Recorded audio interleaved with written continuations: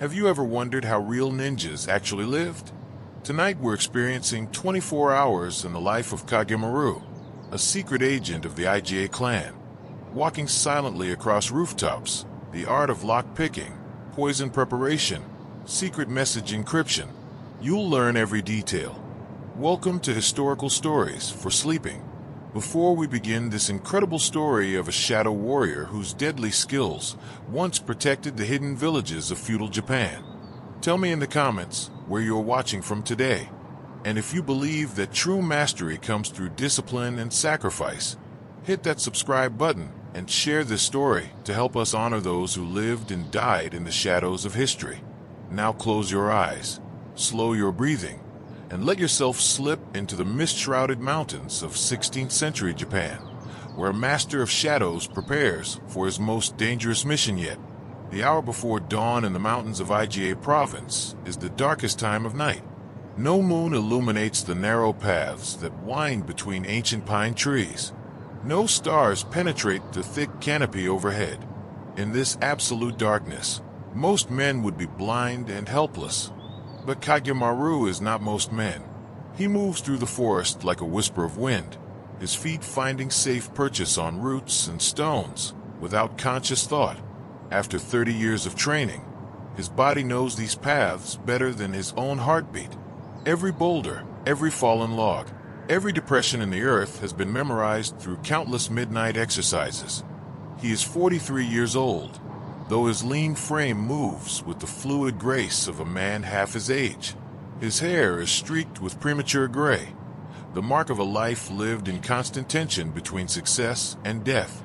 Scars crosshatch his hands and forearms, each one a lesson learned in blood about the price of imperfection. Tonight is different from his usual patrols and training exercises. Tonight, he carries a scroll sealed with black wax, the mark of a mission that will either elevate his clan's standing or see him die in the attempt. The target, Lord Matsudara Yashineo, a daimyo loyal to the Tokugawa shogunate, who has been systematically hunting down and executing members of the IGA and Koga ninja clans. 3 villages have already been burned, their inhabitants put to the sword for the crime of harboring shadow demons. The mission: infiltrate Yashineo's heavily fortified castle, steal detailed plans of upcoming raids against ninja strongholds, and eliminate the Lord himself if the opportunity presents itself. The timeline: one night. Dawn to dawn, Kage-maru reaches his destination, a small cave hidden behind a waterfall that serves as his personal preparation chamber. No other soul knows of this place, not even his clan brothers. A ninja's greatest weapon is secrecy, and the deepest secrets must be kept even from those you trust most. Inside the cave, carefully sealed containers hold the tools of his trade. He opens them with the reverence of a priest handling sacred relics, because in many ways, that's exactly what they are. Each item represents generations of accumulated knowledge, techniques refined through centuries of practical application and paid for with the blood of countless practitioners. The first container holds his climbing gear, not the crude ropes and grappling hooks that common thieves might use, but precisely engineered tools designed for absolute silence. Thin silk cords, strong enough to bear a man's weight, but fine enough to be nearly invisible. Steel claws that strap to hands and feet, their points sharpened to needle sharpness for gripping even the smallest irregularities in stone walls. The second container holds his lock picks, not crude metal implements, but delicate instruments crafted from bamboo and reinforced with silk thread. Each pick is designed for a specific type of lock mechanism, shaped and weighted to provide maximum sensitivity to the user's fingertips. In Kage-maru's hands, these simple tools can open almost any barrier that relies on mechanical security. The third container holds perhaps the most dangerous items in his arsenal: his poisons and medicines.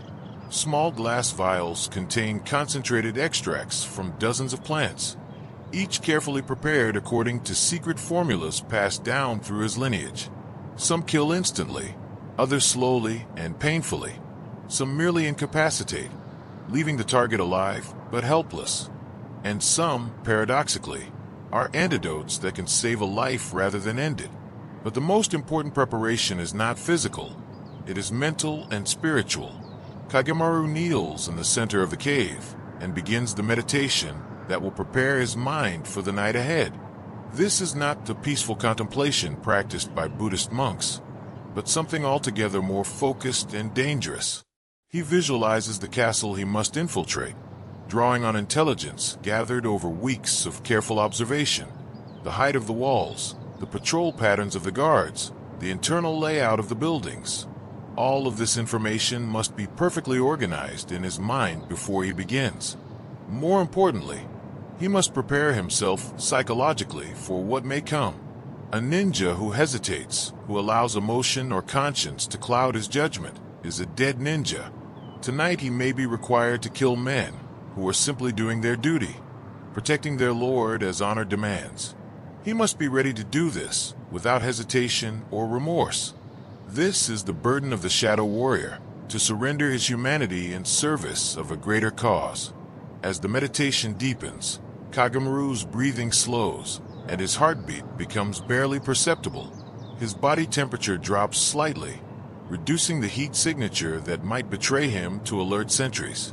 His pupils dilate to gather every available photon of light, transforming his vision into something almost supernatural. When he opens his eyes 30 minutes later, he is no longer quite the same man who entered the cave. The transformation is subtle but profound. He has become something between human and shadow, perfectly adapted for the deadly work ahead. Now the real preparation begins. Kage-maru begins by painting his face and hands with a mixture of charcoal and pine sap. The application must be perfect. Too little and reflected light might betray his position. Too much, and the mixture will drip or smear at a crucial moment. He works by touch alone, his fingers mapping every contour of his features to ensure complete coverage. The clothing of a ninja is far more sophisticated than the popular image of a man in black pajamas. Kage-maru's outfit consists of multiple layers, each serving a specific purpose. The innermost layer is silk, chosen not for comfort, but for its ability to muffle the sound of movement. Over this goes a layer of specially treated cotton that will neither rustle nor catch on obstacles. The outer layer is where the real artistry lies.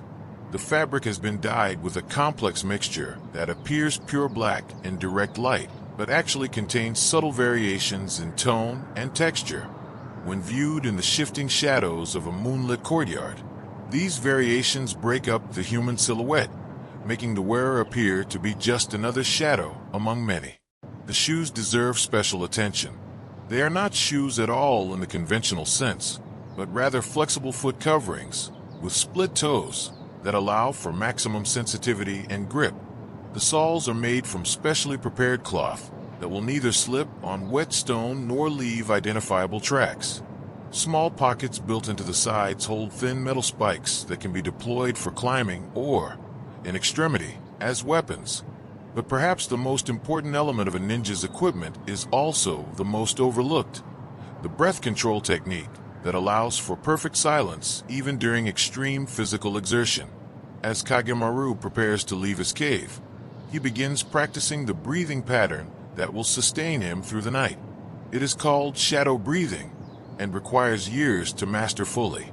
The technique involves taking in air slowly through the nose, while simultaneously relaxing specific muscle groups in sequence.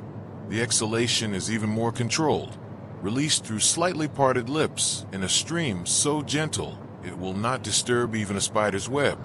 This breathing pattern serves multiple purposes.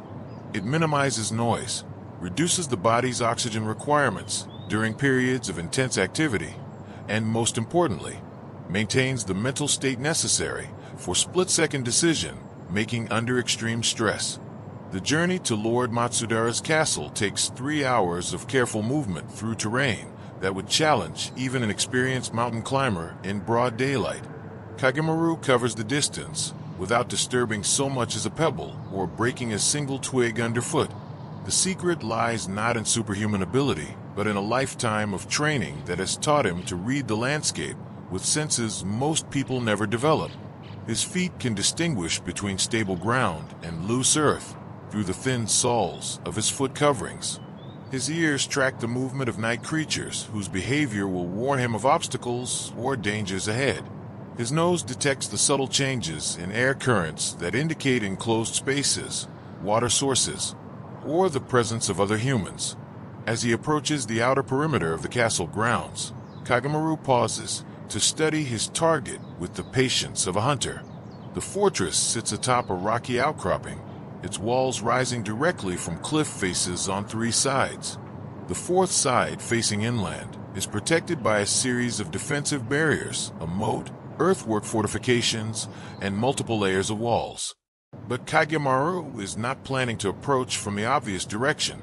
Instead, he begins a careful circuit of the entire castle, mapping not just the physical defenses, but the human patterns that might prove more important. Guard posts are marked not just by their locations, but by the timing of their rotations. Kage-maru times the intervals between patrol changes, notes which guards appear alert and which seem to be merely going through the motions. More subtly, he tracks the castle's internal rhythms, the times when servants emerge to empty waste buckets, the schedule of the night watch as they make their rounds, the moment when the kitchen fires are banked for the night and the last lights are extinguished in the servants' quarters. All of this information will be crucial once he begins his infiltration. A ninja succeeds not through superhuman abilities, but through superior information and perfect timing.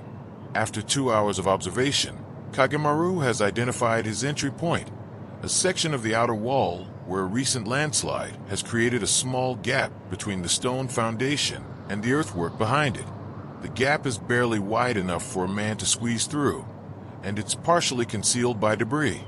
More importantly, it's positioned between 2 guard posts at a point where their lines of sight don't quite overlap. But reaching that gap will require crossing 40 yards of open ground under the partial light of a quarter moon. This is where the true art of the ninja comes into play, the ability to move across exposed terrain without being detected. The technique is called flowing movement, and it bears no resemblance to the dramatic leaps and bounds portrayed in popular stories. Instead, it requires moving so slowly and smoothly that the human eye, which is designed to detect motion, simply doesn't register the ninja's presence. Kage-maru begins by studying the play of shadows across the ground he must cross. Every rock, every depression, every patch of different vegetation creates zones of deeper darkness that he can use for concealment. His route will not be a straight line, but a carefully planned zigzag that keeps him hidden from direct observation. The movement itself is almost hypnotic in its precision. Each step is planned 3 moves in advance, with backup options prepared for every possible contingency. His body flows like water, never presenting an angular silhouette that might catch a guard's attention. When he must pause, he becomes so perfectly still that he might be mistaken for a natural feature of the landscape. It takes him nearly an hour to cross those 40 yards, but when he finally reaches the gap in the wall, he has done so without triggering any alarm or attracting any notice. He is, for all practical purposes, invisible. Now the real infiltration begins. The gap in the wall is even narrower than it appeared from a distance. Kage-maru must remove his outer garments and several pieces of equipment, carefully bundling them to pull through after him. The passage itself is a torturous squeeze through jagged stones and loose earth that threatens to collapse at any moment. But this discomfort is temporary. More concerning is what waits on the other side, the inner courtyard of the castle, brightly lit by torches and regularly patrolled by guards who have been specifically trained to watch for intruders. Kage-maru emerges from the gap like a shadow-given form, instantly pressing himself against the base of the inner wall where the deepest darkness provides concealment. His first priority is reconnaissance, understanding the immediate threats and opportunities in his new environment. The courtyard is roughly rectangular, perhaps 60 yards by 40, paved with fitted stones that will make silent movement challenging. For guards patrol in a predictable pattern, their routes designed to ensure that every area is observed at regular intervals.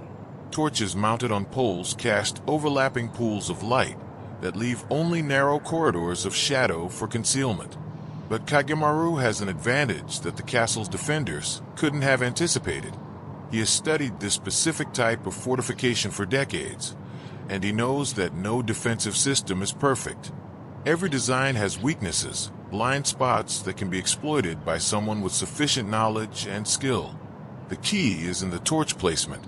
The defenders have positioned their lights to eliminate obvious hiding places, but in doing so they have created a more subtle problem. Areas where the brightness of nearby torches actually reduces night vision effectiveness. A guard looking from a brightly lit area toward a shadowed one will be temporarily blind to movement in the darkness. Kage-maru begins his crossing of the courtyard by timing the patrol patterns with mathematical precision. He knows that the northwest guard will reach the corner of the building in exactly 3 minutes and 18 seconds. The southeast guard will turn his back to Kage-maru's position in 4 minutes and 6 seconds. This gives him a window of 48 seconds to cross 12 yards of exposed ground and reach the cover of a supply cart near the main building. But even this careful timing is not enough. The crossing must be executed with perfect technique, using a form of movement that few people outside the ninja clans have ever mastered. The technique is called earth flowing, and it involves moving while maintaining such a low profile that the ninja appears to melt into the ground itself. Kage-maru drops to his hands and knees, then lower still, distributing his weight across the maximum possible area to avoid creating the kind of concentrated pressure that might dislodge a loose stone. His movement is not crawling in any conventional sense, but rather a form of controlled flowing that allows him to cover ground while remaining below the sight lines of the guards. His body undulates like a serpent, each motion calculated to avoid creating any vertical silhouette that might catch the eye. The 48-second window passes with excruciating slowness. Kage-maru reaches the supply cart with 7 seconds to spare, sliding underneath it just as the southeast guard completes his turn and begins scanning the area where the ninja had been moments before. From his hiding place beneath the cart, Kage-maru can study the main building's exterior and plan his next move. The structure is typical of castle architecture from this period, multiple stories built around a central courtyard, with the lord's private chambers located on the uppermost floor for both security and status. The challenge is that the upper floors are specifically designed to be inaccessible to intruders. The staircases are narrow and easily defended. The windows are small and positioned to prevent climbing. The walls are smooth stone that offers few handholds for even the most skilled climber. But Kage-maru has no intention of using conventional methods of entry.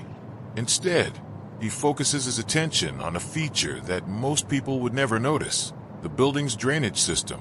Like all structures of its size, the castle must deal with rainwater that collects on its many roofs and terraces. This water is channeled through a network of gutters, downspouts, and internal drains that create a hidden highway through the building's interior. The drainage system represents a vulnerability that the castle's architects couldn't eliminate without compromising the building's basic functionality. Water must flow downward, which means the drains must provide a continuous pathway from the upper floors to ground level. And if water can flow through these passages, so can a sufficiently skilled and flexible human being. Kage-maru identifies his entry point, a large drainage opening at ground level that carries water from the internal courtyards to a collection basin outside the walls. The opening is covered by an iron grate, but the metal bars are spaced wide enough to allow passage for someone of his slight build. More importantly, the drain connects to a vertical shaft that rises through the center of the building, providing access to every floor. It will be a challenging climb, requiring him to ascend nearly 40 feet through a space barely wide enough for his shoulders, but it's far more secure than attempting to scale the exterior walls. The grate covering the drain is held in place by simple iron pins that slide through brackets built into the stone. Removing them requires one of Kage-maru's specialized tools, a thin metal lever designed specifically for manipulating such fastenings. The work must be done in absolute silence, which means each pin must be worked loose gradually, a fraction of a turn at a time. Any sudden movement or metallic sound would alert the guards to his presence. It takes nearly 20 minutes to remove all 4 pins and carefully lift the grate clear of the opening. Once inside the drainage system, Kage-maru faces a new set of challenges. The space is cramped and completely dark, requiring him to navigate by touch alone. The stone surfaces are slick with moisture and algae, making secure holds difficult to find. And the air is thick and stagnant, demanding perfect control of his breathing to avoid making any sound that might carry through the building's structure. But these are precisely the conditions for which he has trained his entire life. His fingers read the stone surfaces like a blind man reading script, finding tiny irregularities that provide purchase for his climbing technique. His body moves through the confined space with an efficiency that seems to defy the laws of physics, each motion calculated to conserve energy while maintaining absolute silence. The climb takes him 45 minutes, but when he finally emerges through a drainage opening on the uppermost floor, he has successfully penetrated the most secure area of the castle without triggering any alarm or leaving any trace of his passage. Now he must locate Lord Matsudara's private chambers and begin the most dangerous phase of his mission, the theft of intelligence that could save his clan from extinction. The upper floor of the castle is a maze of corridors and chambers, each serving a specific function in the complex hierarchy of feudal life.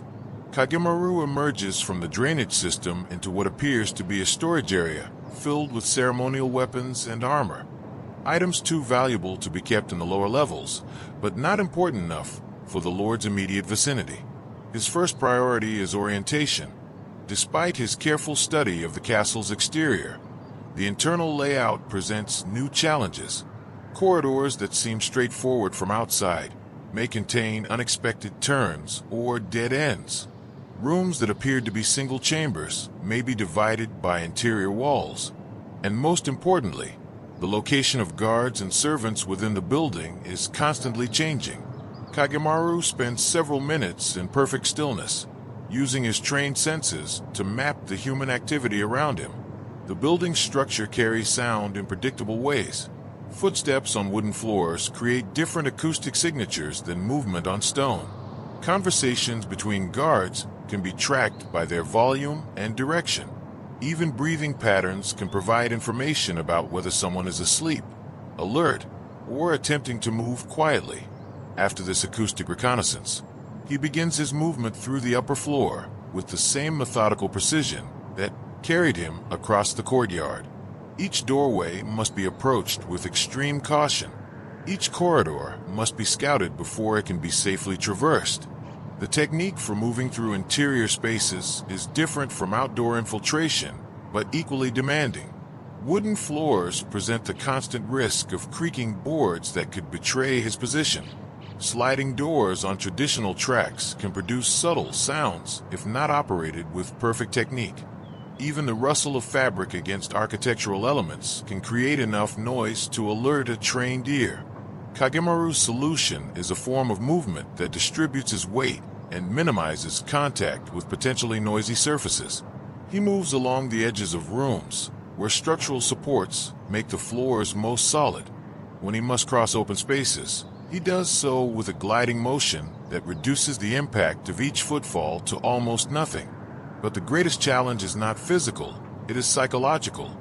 As he penetrates deeper into the castle's most secure areas, the consequences of discovery become increasingly severe. A ninja caught in the outer courtyard might escape in the confusion of raised alarms.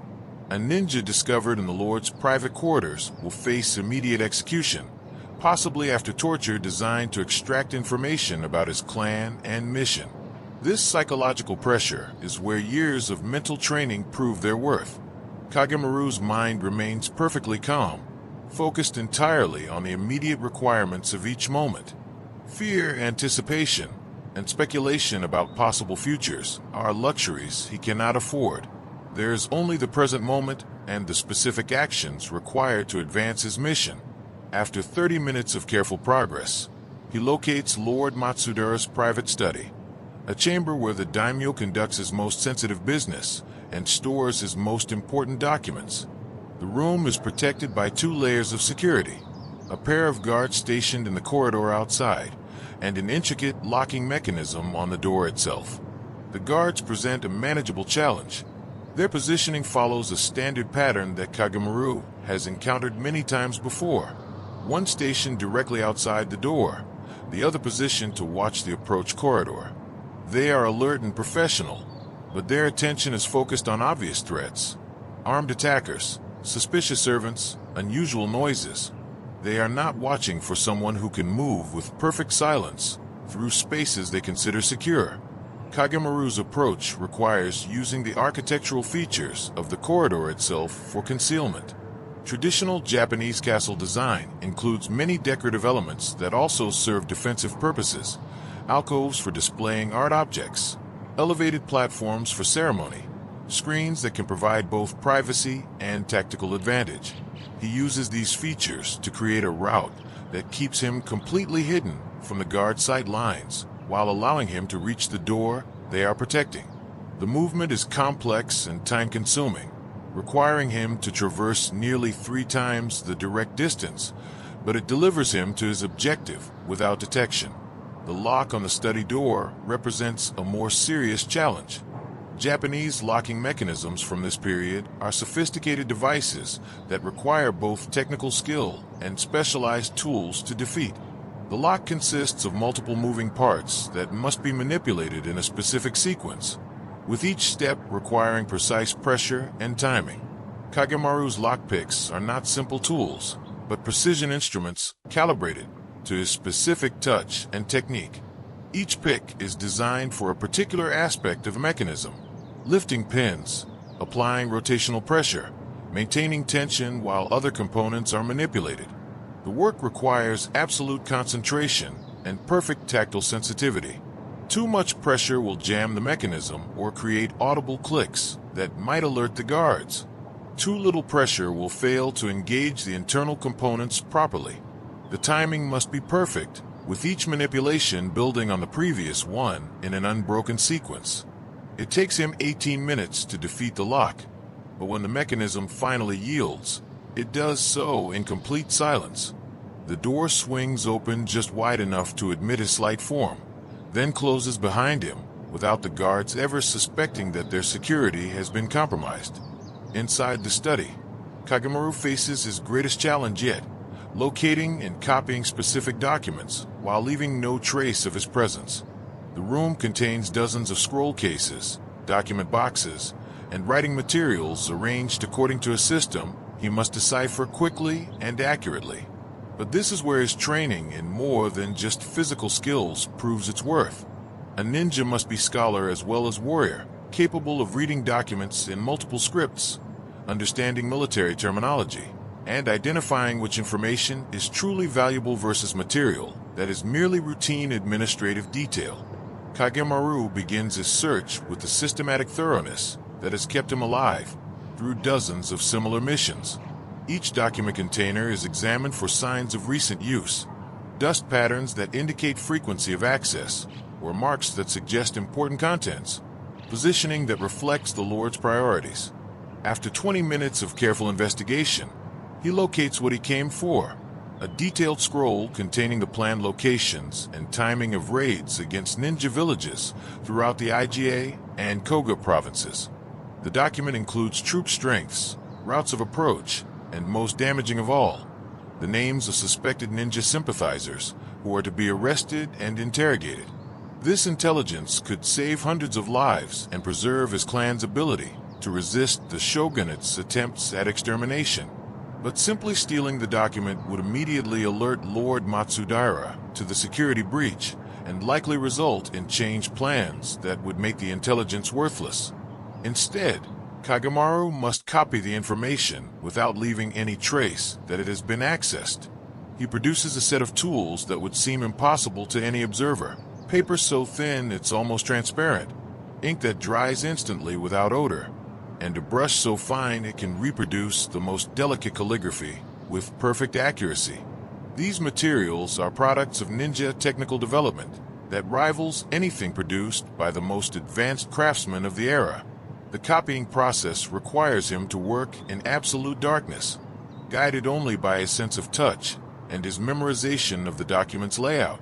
Each character must be reproduced exactly, not just for accuracy, but to match the original's calligraphic style.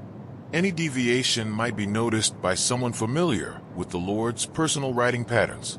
The work takes 2 hours of meticulous effort, but when it's complete, Kage-maru possesses a perfect copy of information that could change the course of his clan's struggle for survival.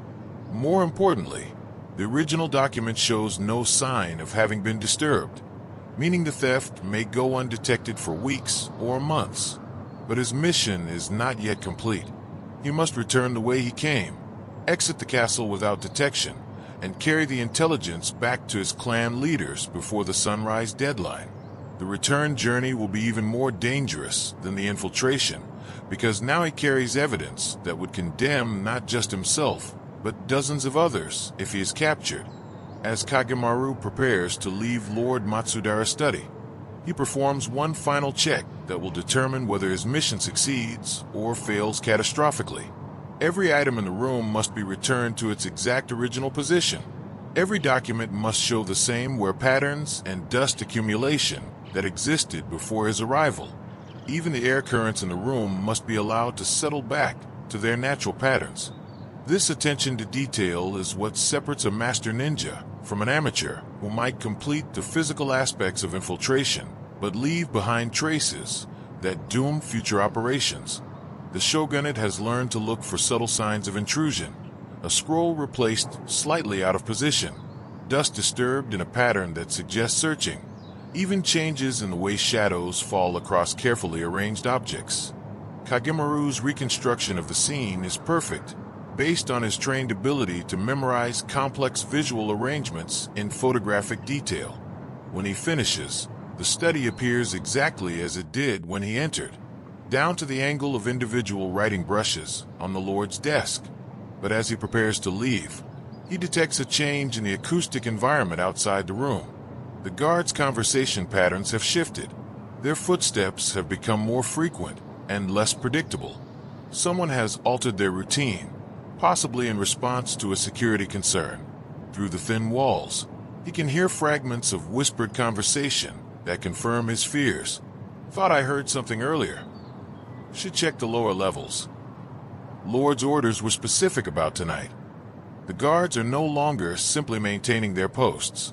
They have been placed on heightened alert, possibly due to intelligence, suggesting that an infiltration attempt might be planned for this very night. This changes everything. The route he used to enter the study is no longer viable. The guards are now actively watching for signs of intrusion rather than simply standing their posts. Any attempt to retrace his steps will likely result in discovery and capture. Kage-maru must find an alternative escape route, and he must do so immediately. Every minute he remains in the Lord's private quarters increases the risk that his presence will be detected through systematic searching. His solution is both ingenious and desperately dangerous. Instead of attempting to evade the heightened security, he will use it to his advantage by creating a distraction that draws attention away from his actual location. From his equipment, he produces a small device that appears to be nothing more than a hollow bamboo tube. But this innocuous object is actually a sophisticated piece of ninja engineering, a sound projector that can create noises at a distance, making guards think they hear intruders in areas where no one is actually present. The device works through a combination of acoustic principles and psychological manipulation. The tube contains small metal balls and resonating chambers that can produce sounds similar to footsteps, whispered conversations, or the scraping of weapons against stone. But the real cleverness lies in how these sounds are directed. The tube can project them around corners and through architectural features, making them appear to originate from locations far from the ninja's actual position. Kage-maru positions himself near a window that overlooks the main courtyard, then carefully aims the device toward the castle's east wing. A series of soft scraping sounds emerges from that direction, barely audible, but perfectly timed to suggest someone moving stealthily through the corridors. The response is immediate. Both guards leave their posts to investigate, moving toward the apparent source of the disturbance with weapons drawn. Their departure creates the opening Kage-maru needs, but it also starts a countdown. He has perhaps 10 minutes before they realize they've been deceived and return to their positions. But instead of retracing his infiltration route, Kage-maru chooses an even more audacious escape plan. He will leave through the window of the Lord's study, rappelling down the exterior wall of the castle using climbing techniques that most people would consider impossible. The window is positioned 40 feet above the main courtyard, with a sheer drop to stone pavement below. The wall offers virtually no handholds for conventional climbing, and the courtyard is regularly patrolled by guards who would instantly spot anyone attempting a normal descent. But Kage-maru's escape technique bears no resemblance to conventional climbing or rappelling. Instead, he uses a method called spider walking that allows him to descend vertical surfaces by distributing his weight across multiple contact points and moving with controlled falling motions.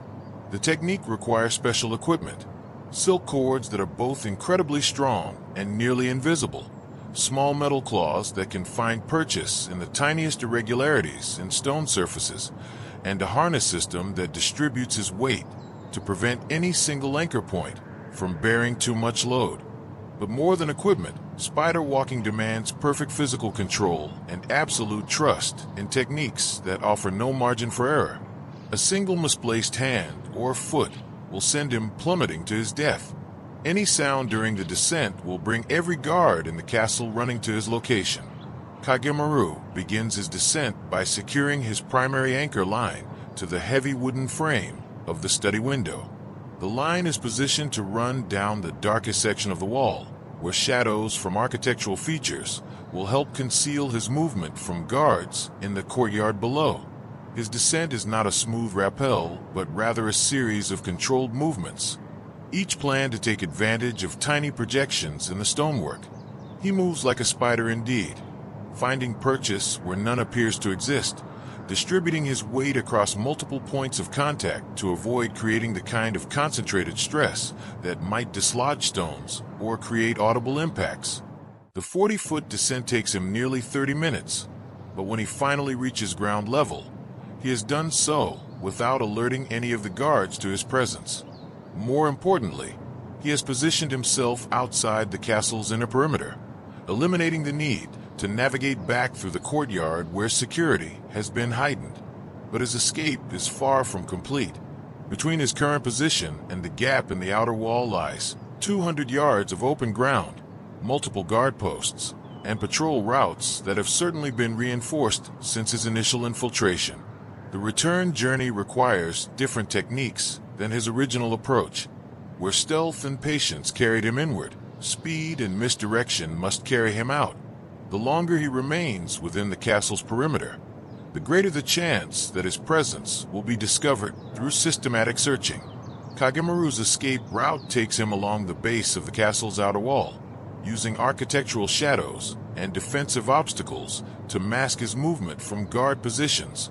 But instead of moving directly toward his original entry point, he circles in the opposite direction, taking advantage of blind spots in the security coverage that would not be apparent to someone approaching from outside. This indirect route requires him to cross several open areas where concealment is impossible, but rather than attempting to remain hidden, he uses a technique called misdirection movement, deliberately creating the impression that he is a guard making routine patrols rather than an intruder attempting to escape. The technique requires perfect mimicry of authorized movement patterns. Kage-maru's gait, posture, and timing must match those of the castle's regular guards closely enough to pass casual observation from a distance. He cannot afford to be challenged directly, but he can create enough uncertainty about his identity to avoid immediate alarm. It works perfectly. Guards who glimpse him from distant positions assume he is one of their own colleagues making rounds in an unfamiliar area.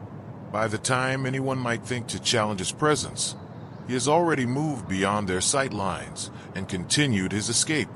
The final obstacle is the gap in the outer wall where he originally entered, but the security situation has changed dramatically since his infiltration. Guards are now actively patrolling areas that were previously left unwatched. The timing windows that allowed his entry no longer exist.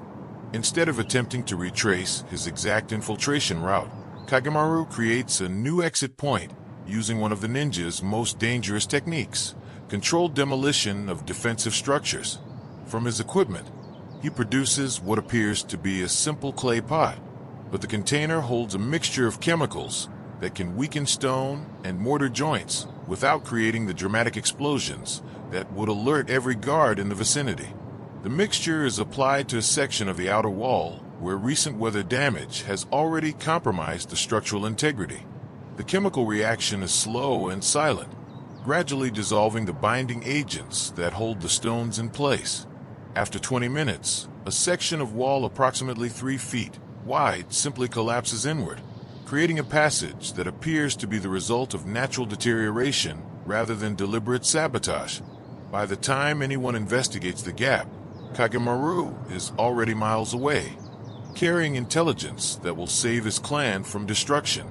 As dawn breaks over the mountains of IGA province, he completes his return journey to the hidden village, where his clan leaders wait for his report. The scroll containing Lord Matsudara's plans is delivered intact, its contents already being studied by master strategists who will use this intelligence to prepare defenses and evacuation plans. Kage-maru has succeeded where dozens of other ninja have failed. He has penetrated the most secure fortress in the region, stolen vital intelligence, and escaped without detection. His mission will be remembered in clan histories as one of the greatest achievements in the art of ninjutsu. But for Kage-maru himself, it was simply another night's work in a lifetime dedicated to the shadows. By sunset, he will already be preparing for his next mission, because in the ongoing war between the ninja clans and the Tokugawa shogunate, there is always another fortress to infiltrate, another secret to steal, another impossible task to accomplish.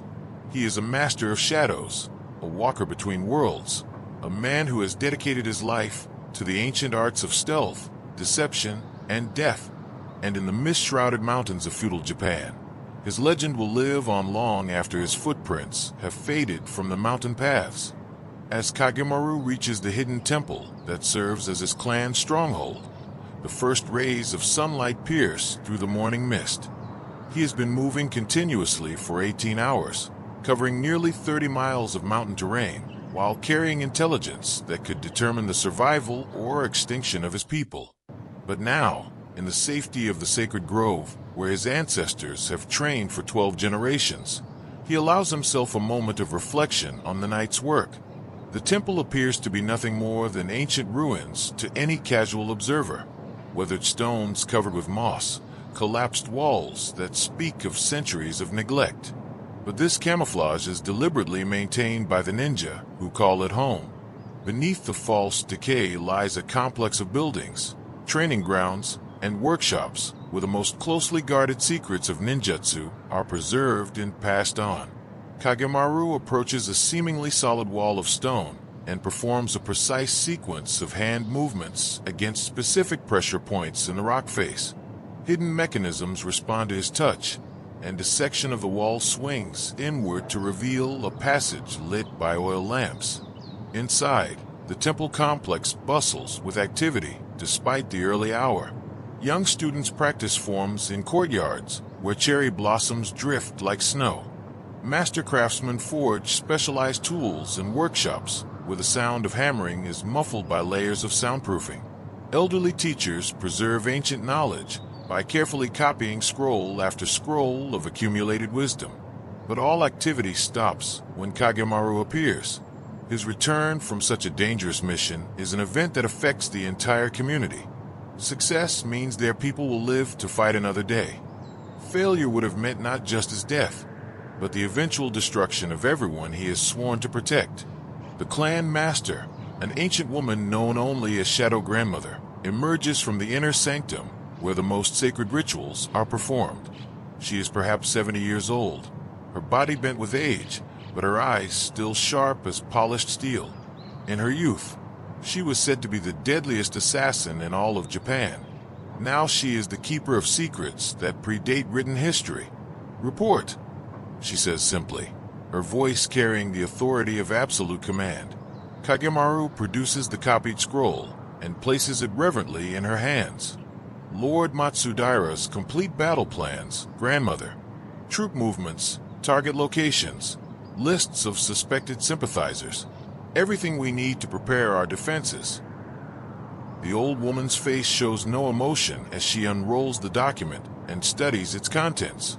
But those who know her well can see the subtle signs of satisfaction in her posture. This intelligence is even more valuable than they had hoped. The original remains undisturbed, she asks. Perfectly. There is no indication that the theft has been discovered. We may have weeks before they realize their security has been compromised. Shadow Grandmother nods slowly. Then you have bought us time, the most precious gift one warrior can give to another. She turns to address the assembled clan members. Prepare for evacuation of the eastern villages. Send word to our allies in the Koga province. Alert our agents in the capital that the shogunate's plans have accelerated. As the temple erupts into purposeful activity, she draws Kage-maru aside for a private conversation. You have served the clan with honor tonight, she says quietly, but I sense this mission has changed you. Speak freely. Kage-maru considers her words carefully. In the presence of Shadow Grandmother, deception is impossible and inadvisable. She has studied human nature for 7 decades and can read the subtlest changes in expression or posture. I felt something different during the infiltration, he admits. Not fear. I have learned to master that. Not uncertainty. My skills proved adequate to the challenge. But a sense of ending, as if this mission marked the completion of something important. The old woman studies his face with those penetrating eyes. You are 43 years old, Kage-maru. You have served as an active agent for 25 years.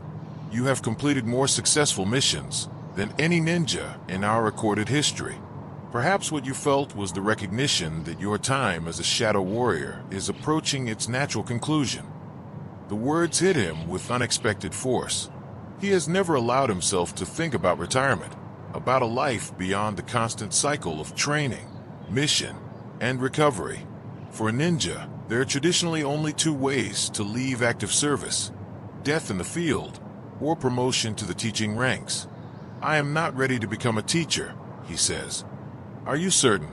Tonight you demonstrated every skill we value: stealth, intelligence gathering, infiltration, escape, and most importantly, the judgment to complete your mission without unnecessary killing. These are exactly the abilities we need to pass on to the next generation. She pauses, letting her words sink in before continuing. The war against the shogunate will continue for many years. We will need skilled field agents, but we will need master teachers even more. The techniques you have perfected through years of practical application cannot be allowed to die with you. As if summoned by her words, a young ninja approaches them with the hesitant deference of a student seeking instruction. He is perhaps 16 years old, lean and quick, but still bearing the unmistakable marks of incomplete training. His movements lack the perfect fluidity that comes only through years of constant practice. Master Kage-maru, the youth says, bowing deeply. Could you show me the climbing technique you used on a castle wall? The other students say it's impossible to descend 40 feet of sheer stone without making any sound. For a moment, Kage-maru sees himself at that age, eager, talented, but still so far from understanding the true depths of the ninja arts.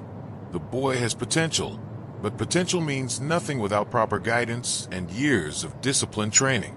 The technique has 17 separate components, Kage-maru tells him. Each must be mastered individually before they can be combined effectively. Are you prepared to spend 2 years learning to tie knots before you ever touch a climbing rope? The young ninja's eyes light up with enthusiasm. Yes, master. Whatever it takes. Shadow Grandmother watches this exchange with satisfaction. You see, the next generation is ready to learn. The question is whether you are ready to teach. As the morning progresses and the intelligence from his mission is disseminated throughout the ninja network, Kage-maru finds himself watching the younger clan members with new attention. He sees the mistakes they make, subtle errors in stance, inefficient movements, gaps in their understanding of basic principles that could prove fatal in real missions. More importantly, he recognizes that he possesses knowledge that exists nowhere else. Techniques refined through decades of practical application. Insights gained through surviving situations that killed other ninja. Understanding of enemy psychology and defensive systems that cannot be found in any written manual. When Shadow Grandmother finds him that evening, he has already reached his decision. "I will remain available for critical missions," he tells her. "But yes, I am ready to begin training the next generation. My knowledge should not die with me." The old woman smiles, a rare expression that transforms her severe features into something almost grandmother-like. "Wisdom and courage rarely appear in the same person," she says. "Tonight you have demonstrated both." As darkness falls over the hidden temple once again, Kage-maru prepares for sleep in quarters that will now serve double duty as both private sanctuary and teaching space. Tomorrow he will begin a new phase of his life, passing on the deadly arts that have defined his existence to young people who will carry them into an uncertain future. But tonight, he allows himself to remember the perfect silence of his descent down the castle wall, the moment of absolute focus as he copied the stolen documents, the controlled breathing that carried him through 18 hours of mortal danger. He has been a master of shadows for 25 years. Now he will become a creator of masters, ensuring that the ancient arts of ninjutsu survive to protect his people for generations to come. Outside his window, the mountain mist swirls through the pine trees like the ghosts of ninja past, present, and future. And in that mist, the legends continue to grow.